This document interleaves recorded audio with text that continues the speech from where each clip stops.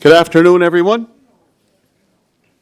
Welcome to a joint meeting of the Parks and Recreation Committee and the Economic Development, Tourism, and Special Events Committee meeting. Today, we are here to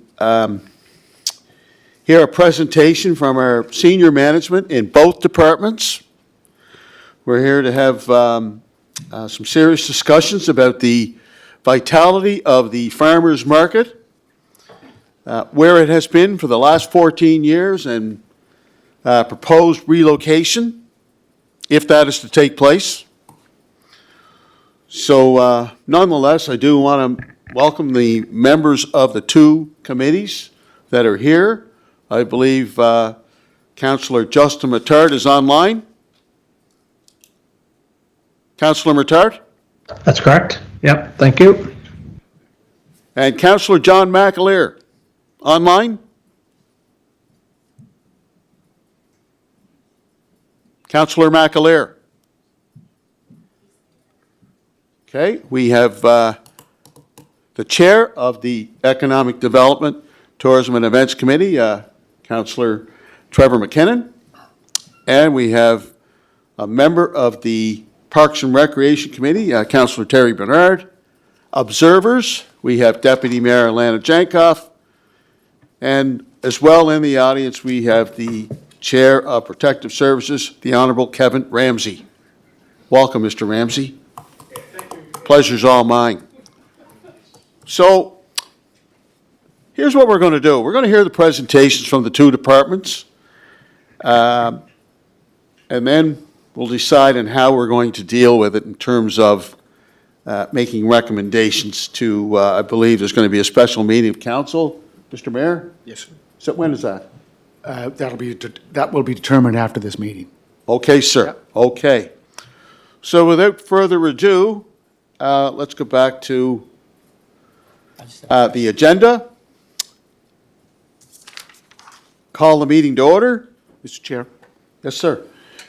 Just under the call to order, I would like to ask, as you mentioned in your opening statement, we do have our management, but we don't have the partner that we work with, and we've been working with since 2010, and you and I were on council when DCI was created back in 2004, and they have been managing and operating the farmers market for over the last 14 years. I think using under the pedestrian mall bylaw, which expired on this location back in 2017.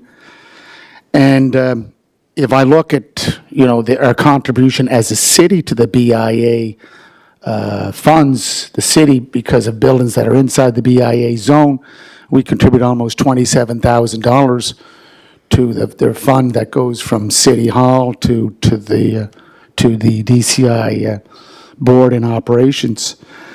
And Mr. Chair, we are all familiar with chairs and JARES, and JARES in this past week referred to the City of Charlottetown's event management and tourism staff in downtown Charlottetown, Inc., DCI, for moving the Sunday downtown market to a square in front of Founders Hall without consulting the vendors involved. The city sent a letter to DCI on March 20th saying it would no longer allow the market to run along the busy Queen Street corridor, as it has done every summer since 2011. 1 second. So this is part of. You should call the order and go through this first before you. Yeah, but this is under call to order because I'm just coming to my request of the committee, of the joint committee, and I'm just giving some background as my preamble to what I will be suggesting.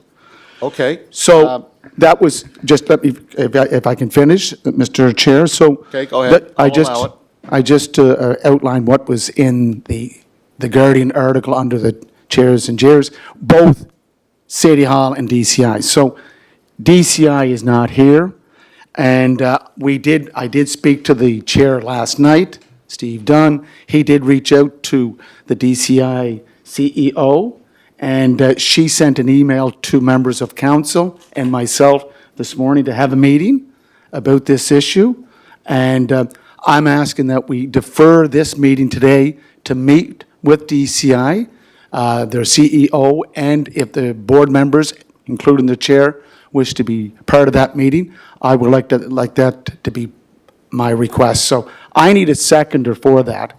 And if I don't get it, then I will move on. That is, I think both partners should be at the table, all partners. And if we don't have the partner that has been operating, maintaining this event, this Queen Street Farmers Market for the last 14 years, I think that's unfair. So I'm asking to defer it. I need someone to second it. So, I need someone to second it. just before we go there, and as you alluded to, all the elected officials got an invitation this morning around 9 o'clock for a meeting if we wanted to attend. So I guess my first question is, because I think actually, Councillor McKinnon, you emailed back asking if they were going to be here for 12 o'clock. Correct. So I the- did so- send the email back, but she did have notice prior to that for the meeting today, and I believe it's their choice not to be here, Your Worship. Okay, so they were invited to be part of the meeting, they decided not to come. Yeah, that's So- true. So what are you suggesting, that we cancel this meeting and reschedule it to see if they can come? We deferred, and she's already made an invite as of this morning. Yes, I will meet with, of course, this is to mayor and council. Mr. Chair, I know that senior upper management has met with a DCI CEO, and I don't know if it included the board members, but I think we need to have that opportunity. Again, this is about a partnership that we've had now for 20 years with DCI. It's been a very workable, collaborative, cooperative partnership, and I think we want to develop that further going into the future. So I'm asking to defer it and how we make those arrangements. I think this is the first sign by the email that was sent out this morning. So, So, Mr. Chair, can I have a question? Go ahead, Councilman Richard. It's Councilor Matart here. I guess when I think we've given them, based on the information in the package, there's been ample opportunity to come to the table and have a discussion here. They wanted to make a counter offer, meet with them today at 10 a.m., versus coming here at 12 a.m. So I guess I'm not sure why we would try to defer this to get a meeting when we've asked them to be. No, that's a fair question. And we'll take that under advisement as we proceed along here with the discussion. Councillor Bernard, you're next. Thank you. To me, I think we all have had the package to go through it. I think there's timelines, there's everything. I think it's probably prudent to go through it. We could always have another meeting with DCI after we go through this and get a good understanding of actually what happened and where we are and what recommendations can be made. We're coming into May, and I'm pretty sure these farmers markets, they want to get started. I don't know what the schedule is for the first one, but I think we probably want to get this over with sooner than later. So for me, we're all here. I think we go through the package. I think we go through what transpired, what can we do to alleviate the problems, and have the farmers market for this summer. See what comes out of it. And we still continue, Your Worship, book a meeting with DCI. But I think it's good to get all the information so everybody's on the same page. I understand what you're saying, but he did put a motion on the floor for a deferral. I need a second. And we have to keep in mind, there's another component here. That component is the vendors themselves, and representation from the vendors that, to some extent, have not really been engaged or not really fully involved with the decision-making process. So I wanted to bring that to everyone's attention as well. They play an indispensable role because they are the market. And yet, they don't feel like they're fully engaged. That's the information that I have. So there's a lot of missing pieces, a lot of moving parts. It's become a puzzle.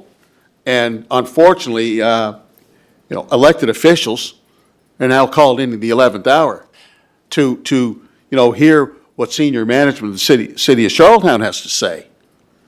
Now, I got my own thoughts on that, but we do have a deferral on the floor.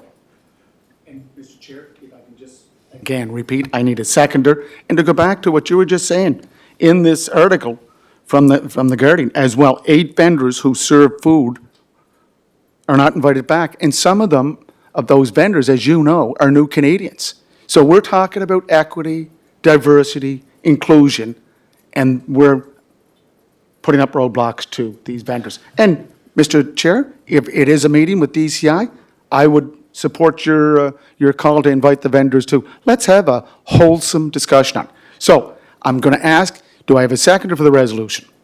If not, I'll move on. Again, I want to reinforce that I think, we're entertaining the deferral, provided we have a seconder. I think, it's extremely important that we have representation. I understand they've appointed an interim spokesperson for the downtown vendors, and I think it's absolutely indispensable and imperative that they're involved with the discussions, they're involved with the decision-making process. Up until this point, I don't believe, and they don't believe, they have been involved. That's not a criticism. Those are just the hard, cold facts. So, having said that, do I have a seconder for the mayor's deferral?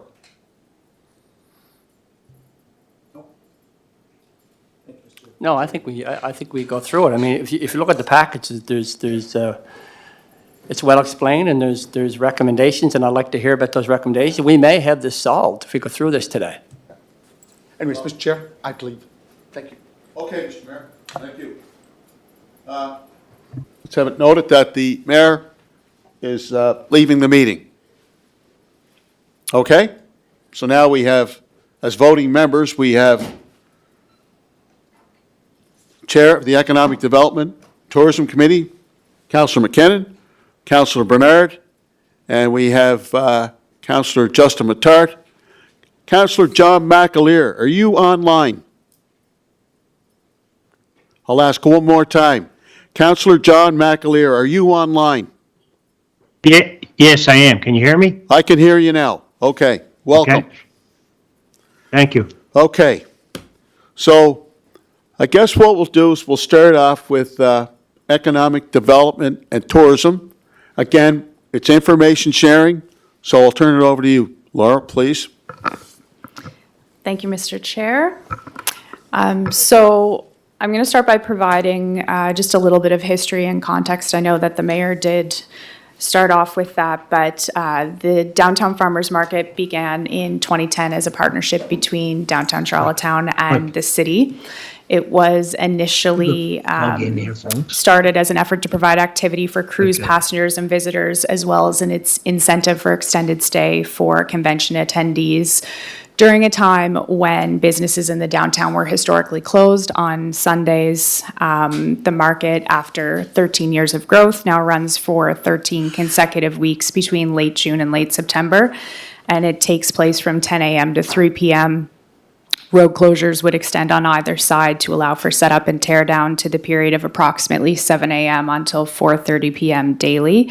And it currently takes up the footprint of Queen Street between Grafton and Dorchester streets and involves 80 plus weekly vendors. DCI also reports an average weekly attendance of about 3,500 people.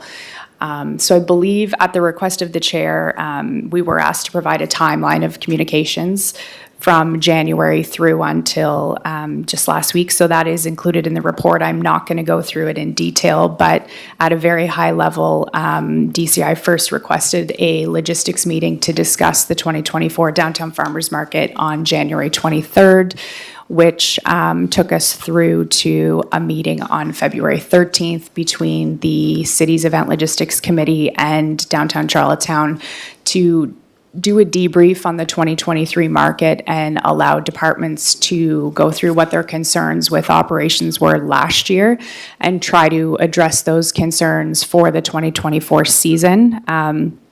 There were some suggested changes that were made to the market that would have alleviated some of the emergency services concerns. And ultimately, we weren't able to reach a mutually agreeable outcome. So we did start to look at some alternate sites, and you can see the detailed timeline. After that meeting on February 13th, downtown Charlottetown did go away and begin to investigate some alternate sites that could potentially be considered for the market. It is important to note, I know that there's been a lot of recommendations from the general public on where the market could potentially be relocated to, but DCI's jurisdiction is limited to the business improvement area. So that is south of Euston Street. It's between Pownell and Prince Street and extends to the waterfront. So that is the area of the city that if DCI is to be involved in the market, it would need to take place within their jurisdiction in the business improvement area. So the first location, obviously, that we discussed, yeah.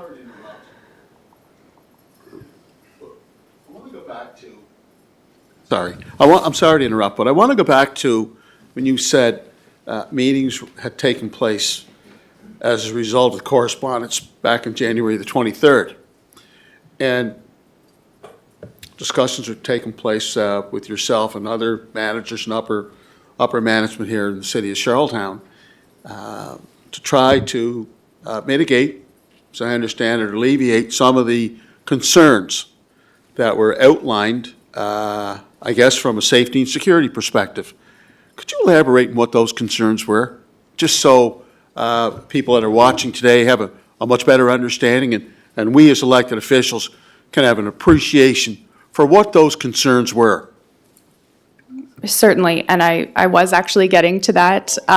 So when we discussed the Queen Street location initially, so it's important to know that when we do host events on the street in Charlottetown, our emergency services teams do develop alternate response plans to kind of deal with the fact that road closures are likely involved in some of these events.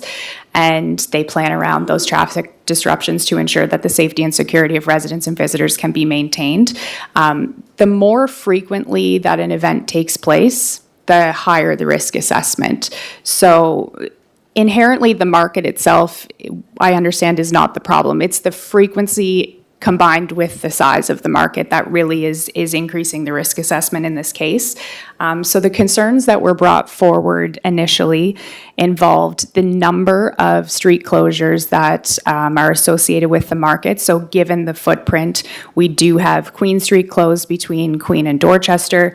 We also have Richmond closed between Pownell and Queen, and then the annual pedestrian mall on Victoria Row keeps Victoria Row closed. Sydney Street is also closed between Great George and Pownell Streets. So because of that, we kind of lose access to the side streets as well. Fire further elaborated that a lot of those side streets have older buildings that don't have fire suppression systems. So if there was to be a fire, there is a sense of urgency for teams to be able to get there, as they don't have sprinkler systems that would help with the early suppression. We also have heard from police that the dynamic of the downtown has changed. There's more commercial activity. Our tourism seasons are growing. We have more visitation. There's more traffic. And there have been an increase in both police and ambulance calls in the downtown over the last few years. So that's compounding problems further, that if we have extended road closures and there's a higher number of calls, then there's more likelihood that they're going to need to get into that closed area. And then on top of the emergency services concerns, our Public Works Department did express concern that the electrical infrastructure that's being used for the market is insufficient to accommodate the 14 to 16 vendors that typically do require electrical services. They're utilizing the lampposts, and whether it's that the lamppost power isn't working when they arrive and DCI has to kind of move the layout around day of, or they're overloading the system and the power is blowing. My understanding is that on a weekly basis, there were electrical concerns that did result. we also have heard from DCI that there are a couple of year-round retailers within the footprint that have become increasingly hostile over the last couple of years about the market taking place. And there have been some less than pleasant conversations between those retailers and staff of the market. But DCI did also share that those few retailers do not speak on behalf of all of the retailers on the street. So not everyone shares the same opinion. So based on that, as I alluded to earlier, we did have some conversations around how we could mitigate the emergency services concerns while leaving the market on the street. So we did talk about fewer weeks, less vendors, can we try to tighten the site up? And ultimately, we didn't come to an agreement on that, so we started to look to alternate sites. As was outlined in the letter that was sent to DCI, Queens Wharf was identified as probably the best location, given its Sorry, proximity. Laurel. Yeah. Sorry. Councillor Bernard? I just want to back you up a little bit, and I think you heard, so there was discussion about reducing the amount of vendors on Queen Street to try and make it safer because when it first started, there was only so many vendors and it just grew over a number of years Correct. and seemed to grow outside of its capacity. So there was a discussion about reducing it and still having it there, and that still would not work. DCI expressed that they weren't looking to move backwards, that they'd like to proceed with the market at its current size and over the number of weeks that it had grown to, so 13 weeks and 80-plus vendors.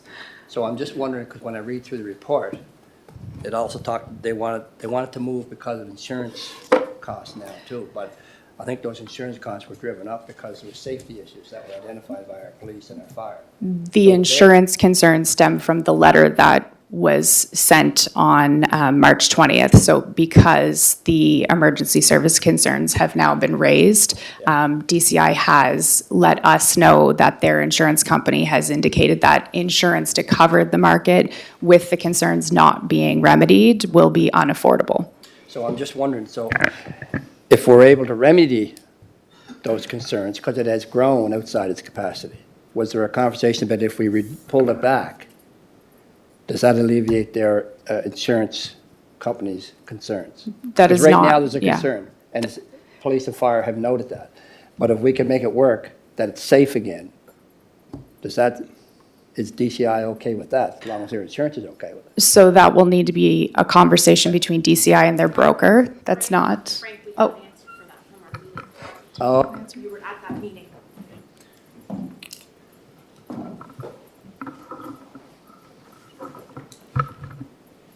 Sorry, my apologies. Through the chair to Councillor Bernard, in the meeting that was held with senior leadership in DCI last week, that is what we spoke about, that if a second letter was issued saying that the safety concerns had been remedied, if they would consider moving it to Queen Street, the answer was still no. okay, good to know. Thank you. Can I ask a question Yes. through the chair? I have a question through the chair to Laurel. Has a letter been served to the city from the city's insurance adjuster to remedy that letter of concern of safety? Has a letter been served? From, the adjuster from the city, did he write a letter to the city saying that these concerns are remedied? He hasn't written a letter. I did reach out to inquire whether there would be a way to rescind the letter, just from a general insurance perspective. And obviously, he doesn't have all of the background. He doesn't know what conversations were had between DCI's broker and DCI, but he didn't think that the situation would be insurmountable from an insurance perspective, that if the emergency services concerns were addressed, that a second letter could be provided from the city to indicate that the changes that we have agreed to reduce the risk assessment and that emergency services are happy for the event to proceed, that should, from an insurance perspective, suffice. Okay. Just one more, Chair. One more question with the safety concerns with the street closures that you had announced. Each street closure, from what I have seen, is closed off with a wooden barricade manned by staff. So I would think that if a fire truck was coming, that the staff would be able to move this barricade. If not, the fire truck would be able to drive over a wooden barricade. So I don't see how that is preventing as a safety concern to allow the people to get, the fire trucks to go down these side streets? I would need to defer to the chief who's here. Chief Mamie?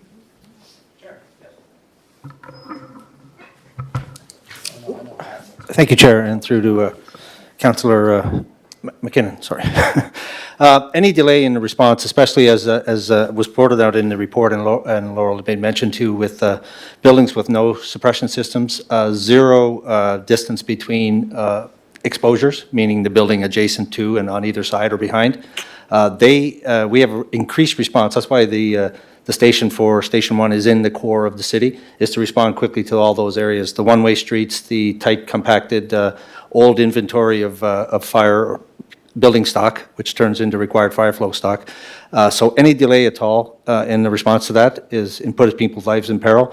And the second thing is that, unfortunately, although plans are made for all roads to be manned and staffed and prevented to be able to provide the access for the departments, that's not the reality of it on the day of the event. The other thing is people, because the road is closed, the head of the road along Queen Street, if you're coming on Sydney or Richmond, the occupants or the vendors sometimes store their material on those corners and they start closing down. We lose our 20-foot accessible full width access that we require for all streets throughout the city. Some of the barricades that we've attempted through the city and that they've put in place with vehicles, with drivers in place, that's not on a timely, it doesn't happen on a timely nature as a result of a call. They don't have our communications equipment. All they'll see is a red truck coming at them with lights flashing.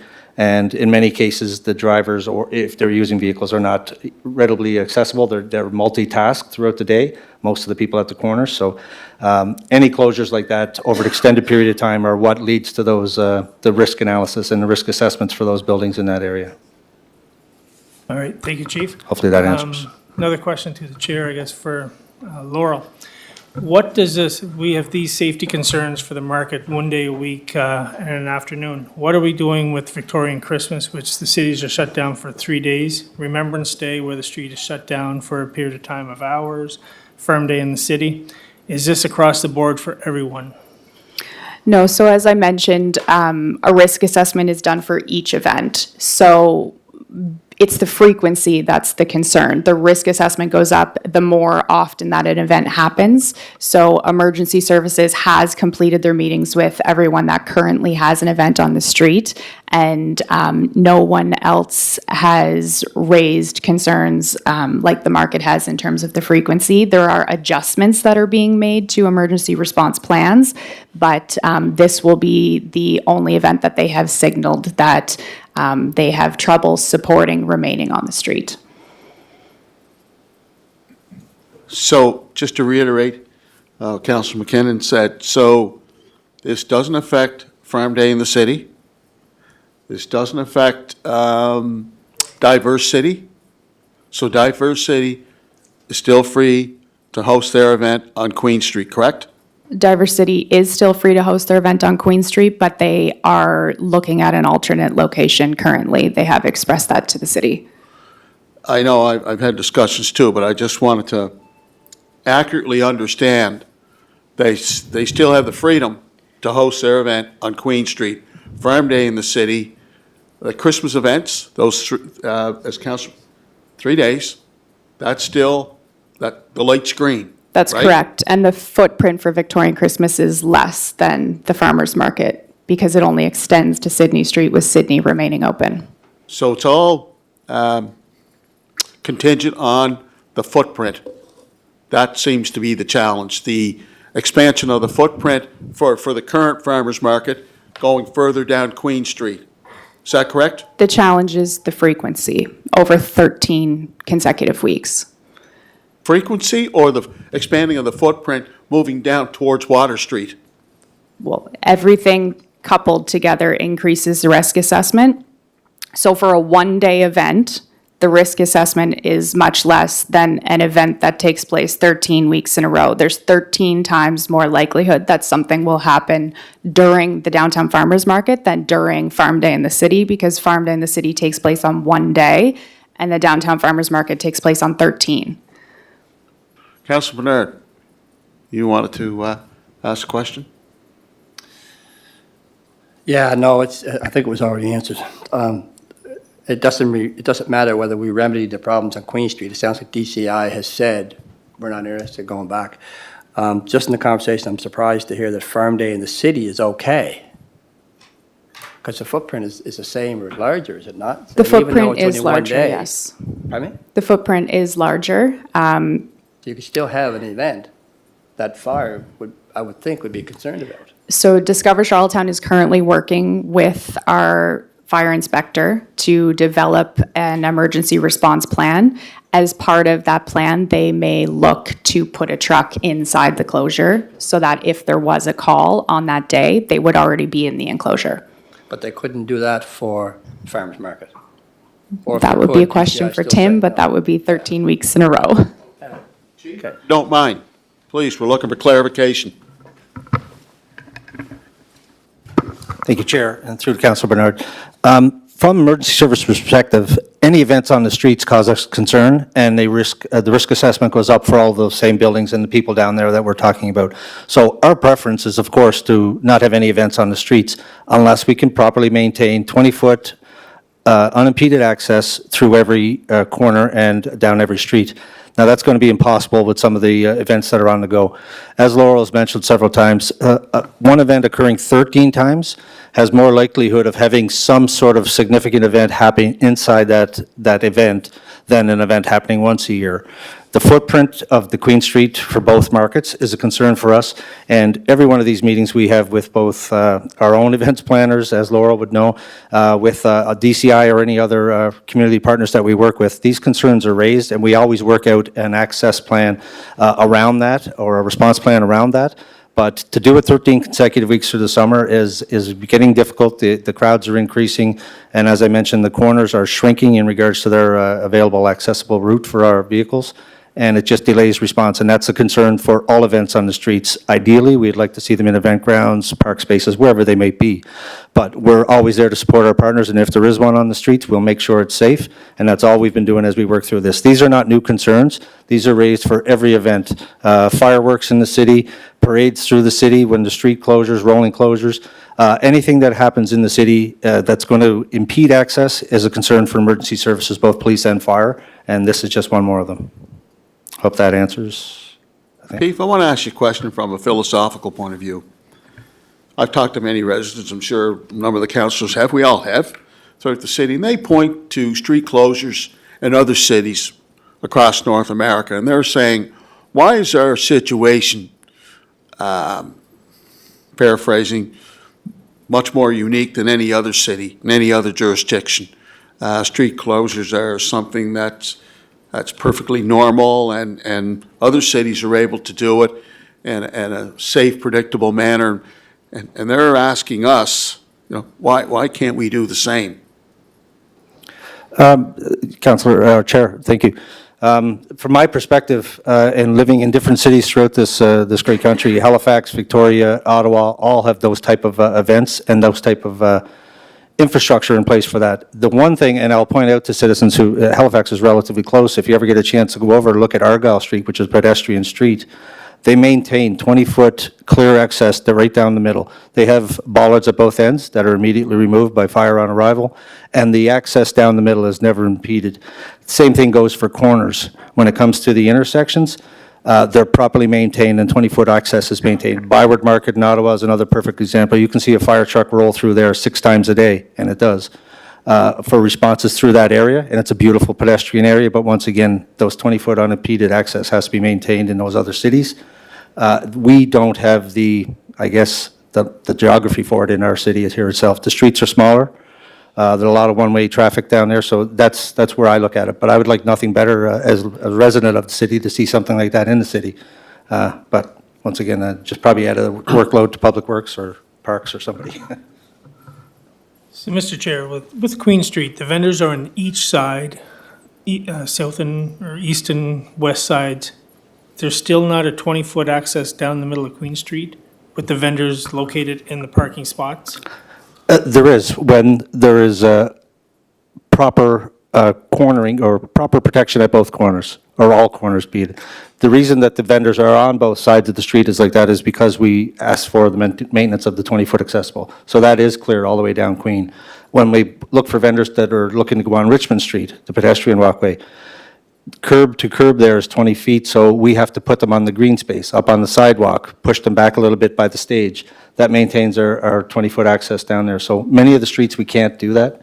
And the more vendors or structures and dividers, traffic interruption devices, slows the response through all of that. So it is a concern, but Queen Street itself has the width for 20 feet down the middle, and that's what's always been maintained.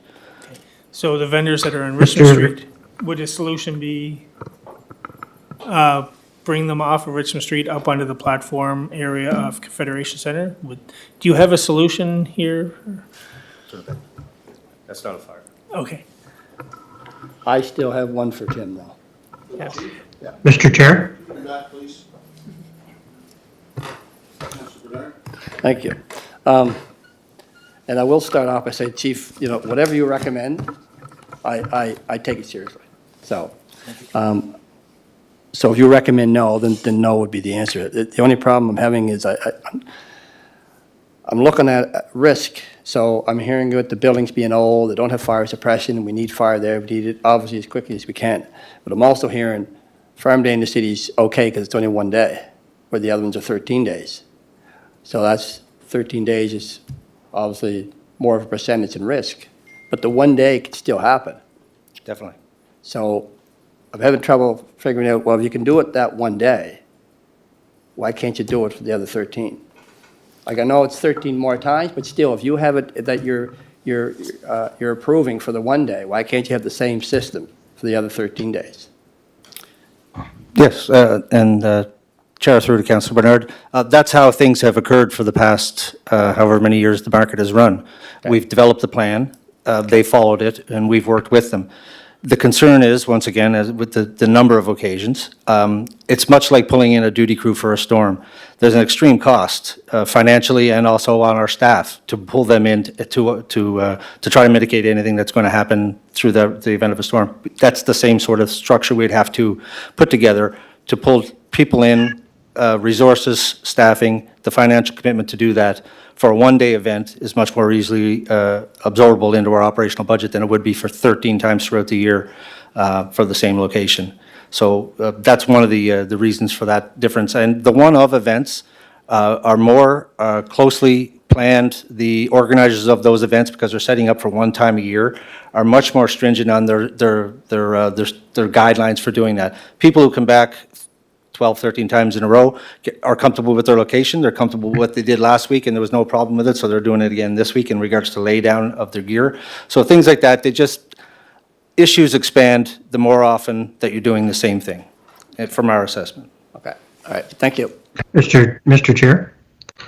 Go ahead, Councilor Matart. Answer. Thank you. I guess just in listening to what I'm hearing here, is there an opportunity to implement a different site plan in that same area that addresses some of these concerns for all parties involved, not just the farmers market, but the farm day in the city, et cetera? It sounds as if we might need to tighten up some things. The corners with the 20 feet setback, et cetera. I'm just wondering if that's an opportunity, or has ECI decided that that's not something they're willing to do at this point and want to just move forward with a new location? Through the chair, as the CAO has mentioned, DCI has expressed that if the emergency services concerns can be mitigated, they do not have an interest in returning to Queen Street. Just Okay. Just on that, Laurel, I know they don't, but when the mayor moved us to deferral because he wanted to have the executive director, CAO, the Downtown Business Association, present at this meeting today, I brought up the fact that there appears to be either a miscommunication or a lack of communication with the vendors and representatives from the vendors. And I know a lot of them. I mean, a lot of them have contacted me, and in fact, one of them I'm very good friends with, and he was appointed as a spokesperson. And you know, they seem to think that they're not being talked to and getting their perspective as to what they would like to see and how they can make a contribution to help solve this equation. So, has there any thought been given, since DCI doesn't want to participate, regardless of what the conditions are, or what can be done to come up with solutions that can be implemented?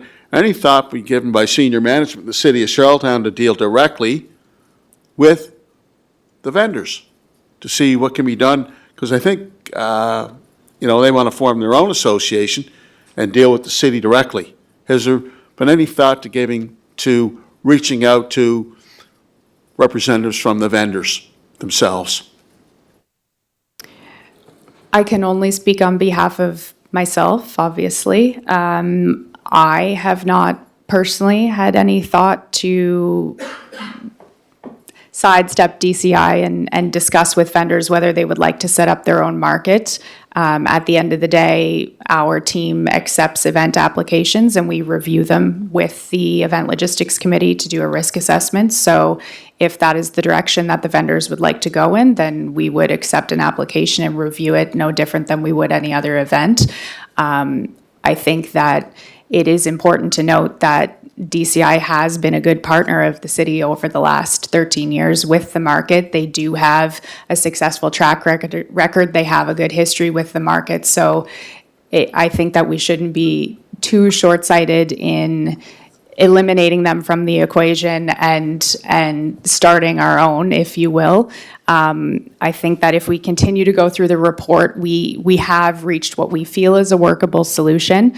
I think it would be, if we head in that direction, it would be interesting to see how the vendors do feel about that potential location. And then we can make a final decision. But we have not had any communications to date with Okay. the vendors as they are currently DCI's vendors. No, I wasn't trying to be short-sighted. I'm just saying that there is a lack of communication with the vendors themselves, and I can tell you they're very frustrated. I've talked to some of them, very frustrated. We have vendors that, you know, are here, participate from Murray River, from all over Prince Edward Island, that look forward to coming here and being on Queen Street, and they feel, some of them feel quite strongly that they haven't been, had the opportunity to be involved in any of the discussions and any of the communications and any opportunity to help solve this dilemma. I thought it was important that members of our two committees and all members of council hear that, because, you know, in essence, they are the market. They're the straw that stirs the drink. Without them, there is no market. But I think communication, Mr. Chair, I think communication has always been from the vendors to DCI. That's always been communication back and forth. Right. So I would think that if there's any concerns from the vendors, that they would relay that to DCI, because that's the relationship that's been there for the last 13 years. But in the event that DCI doesn't want to participate, is there an Yeah, opportunity for the think- vendors? But Laurel did say they have an opportunity to fill out an application. Yep, and I think as she said, when you go through the report, I think there's a recommendation there that could be workable for everybody. So. Please continue. Thank you, Mr. Chair. So just to wrap up the economic development, tourism and events portion of the report.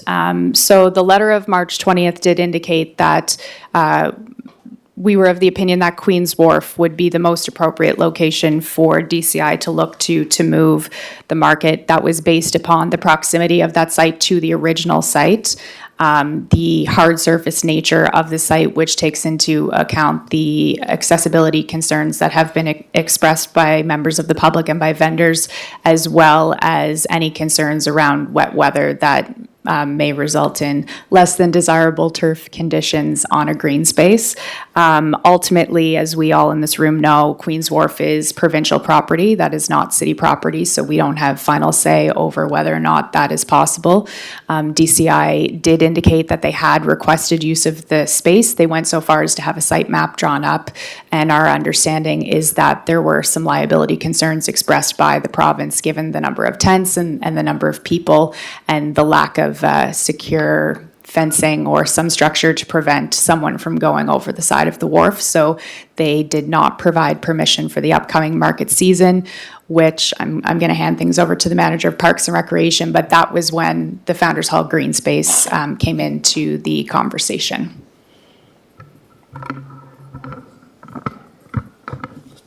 All right, thank you, Laurel. All right, so then Parks and Recreation got involved more heavily.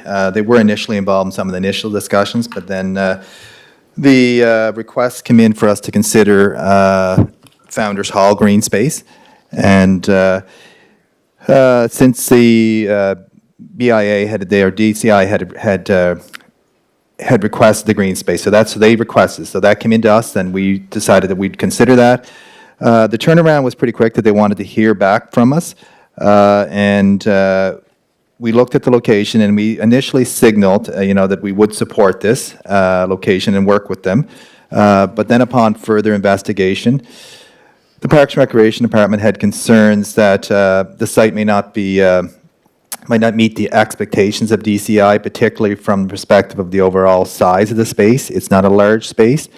And then also accessibility issues during and following weather events.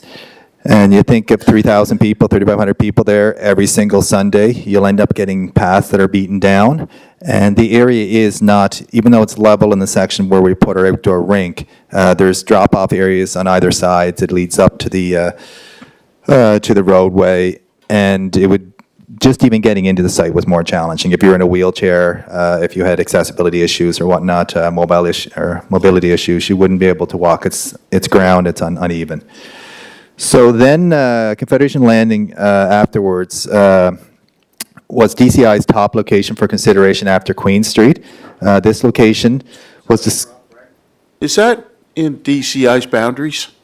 It would, my understanding is in just Federation in the minimal, Landing? Yeah, in It the is? BIA, just in the area, yeah. It's on the outskirts of it. So that was initially back on February 13th. That was their second, that was their top choice. This was discussed at that meeting between the city, but at the time, staff recommended that we might have to bump other events to accommodate this event.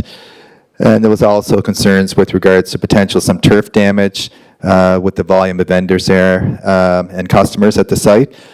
It was also assumed that a more appropriate hard surface location would be located, and it was Queen's Wharf. Everyone felt that Queen's Wharf was going to probably be the location for the farmers market. Discussions around the appropriateness of Confederation Landing were recently reopened and by the Parks and Recreation Department. And upon further investigation, staff have identified solutions to address the initial concerns, i.e. turf-related issues, other potential bookings. Given this new information, the site is now the preferred location of the market, for the market from both the city's Event Logistics Committee and DCI, as it provides a larger, high-profile location for vendors, alleviates all emergency services concerns, is better equipped to handle the electrical load of food vendors and other vendors as well, and addresses potential accessibility challenges that were, at the green space in front of Founders Hall, expressed by the public on social media. Overall, the site is also expected to be less disruptive to Water Street residents area as well, since it's set back off the road. So with regards to this, the Parks and Recreation Department will require DCI to complete a special event request form and provide a site layout plan. The site layout plan will be reviewed and approved by the required city departments, and I'd refer you to the actual map. So yes, we look at this and will approve the site plan, but also will involve fire, police, and the events. So you'll see the colored map. So the area that you'll see in yellow, and the biggest thing of this area, we can set up vendors along the grass or on hard surfaces. Then they'll have an actual hard surface pathway to walk down. So it would be probably the last page, I believe. Am I correct in assuming that? Yeah, last page. So you'll see the map there, which shows the yellow lines. So that's what we're proposing as potential vendor setup locations, and we'll be working with DCI on this. They'll put forward their proposal, and we'll review it. But that they would set up on either side of the pathway coming in off of Prince Street. They would set up around the oval to the locations on the outside, but then also set up on the interior of the oval. There's also off of Water Street, Lower Water Street, there is an actual hard surface location where vendors can set up there. The width of that pathway is 25 feet, so there's sufficient space to set up vendors along one side. So those could be, and then also next to the actual, the large gazebo in Confederation Landing. In around that gazebo, there is a large amount of electrical capacity, so we have the capacity to actually to service the vendors. There's also additional electrical service that sort of goes over to Prince Street that was added during Canada Games. So we feel confident that there's sufficient electrical service. We would also sort of work with them that when setting up vendors, that if there's an area that's low or whatnot, that the vendor could be switched slightly to one side or the other so that they would minimize turf damage. But ultimately, we feel it is an accessible site. Someone in there with mobility issues can walk in. There's parking all around this site. There's parking in other locations close by.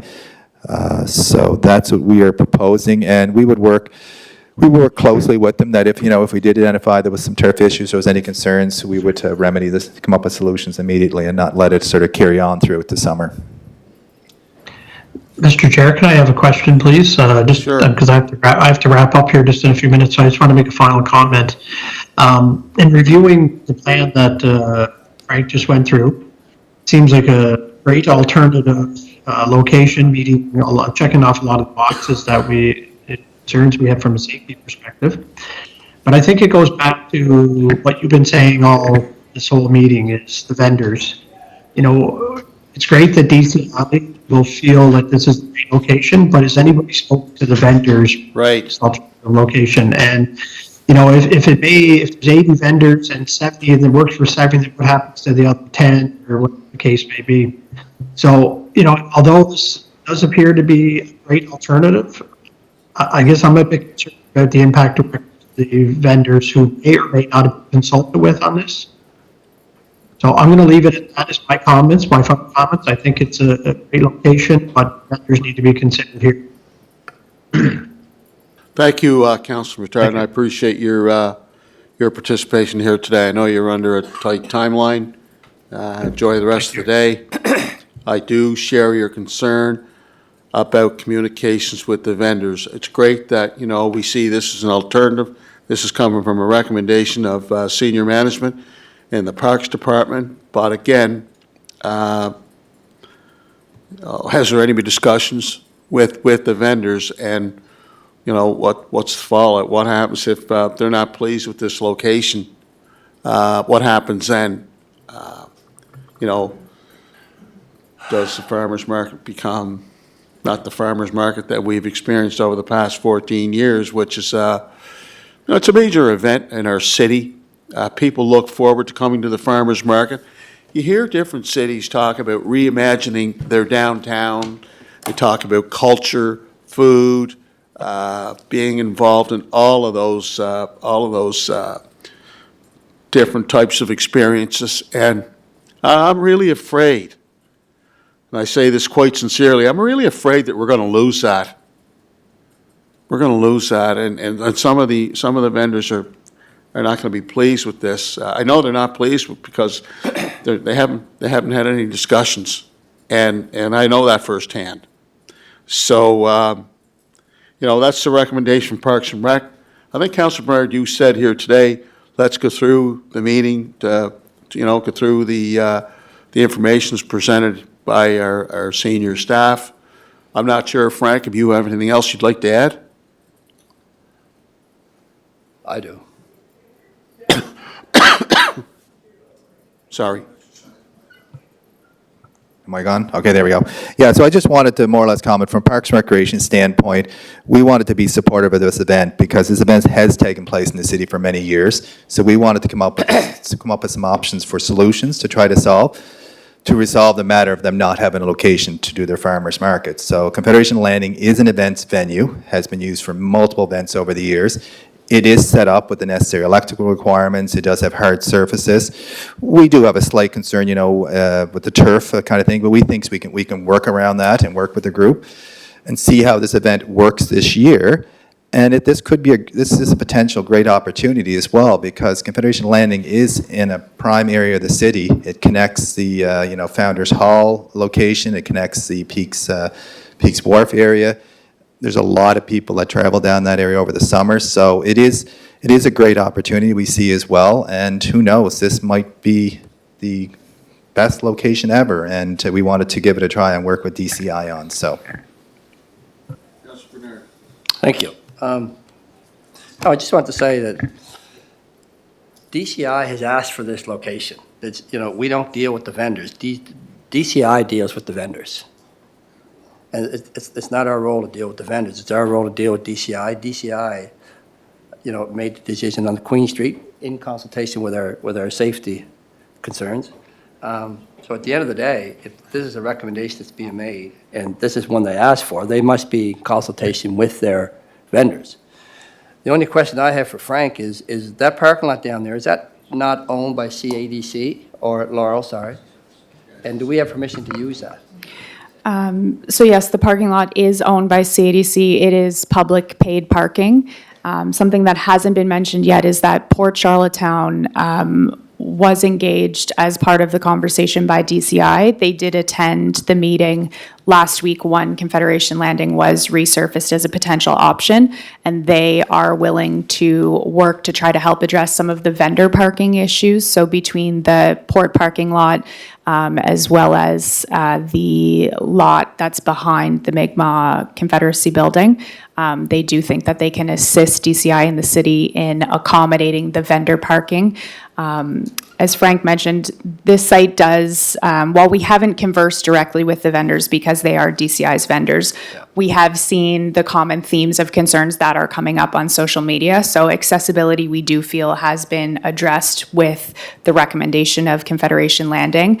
The ability of the hot food vendors to participate is addressed with the Confederation Landing recommendation because the electrical infrastructure is actually superior to Queen Street, and it removes the lack of participation when Founders Hall had been recommended initially. The vendor load-in, we are having conversations about whether we could, early in the morning, take some of the parking spaces on Lower Prince Street adjacent to the park to allow vendors to park there to load in, and whether the staff that DCI engages could assist vendors that have heavier items with transporting those to their locations within the park.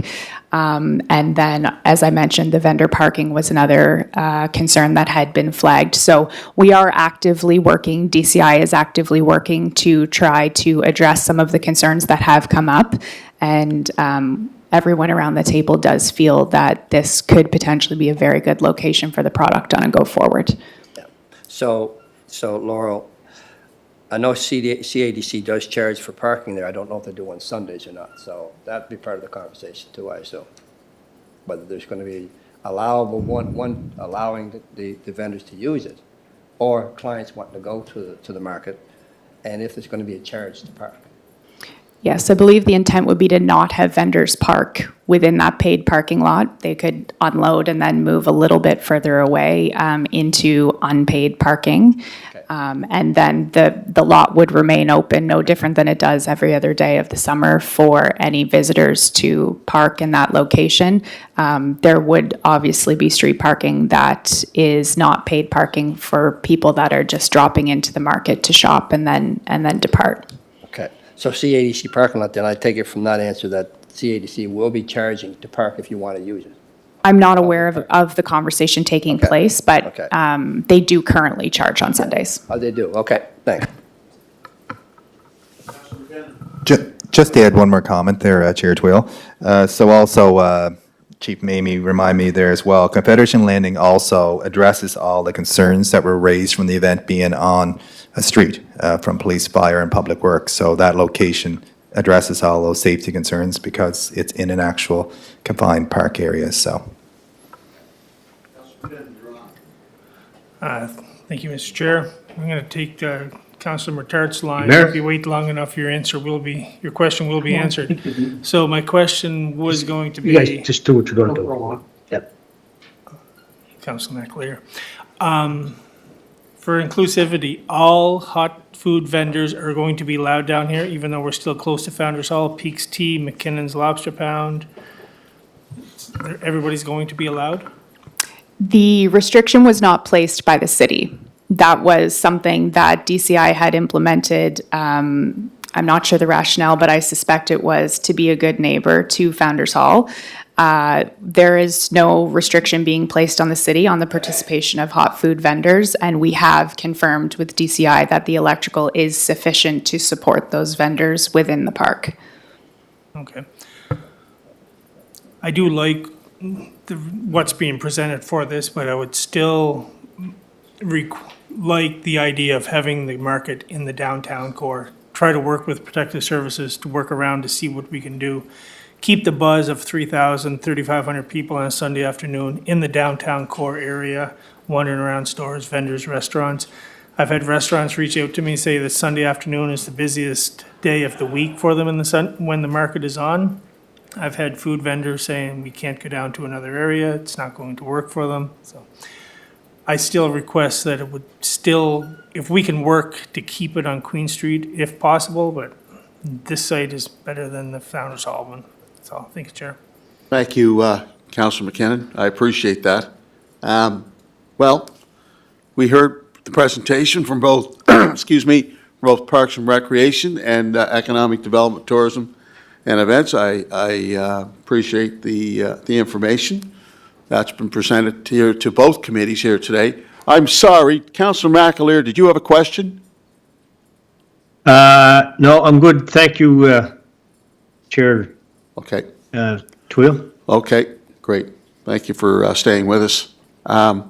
So I think what we'll do is, well, I'll have a discussion with the mayor to see where we go from here. I think you said you wanted to go through the meeting. We heard the information. It gives us an opportunity to collect our thoughts. There might be more questions.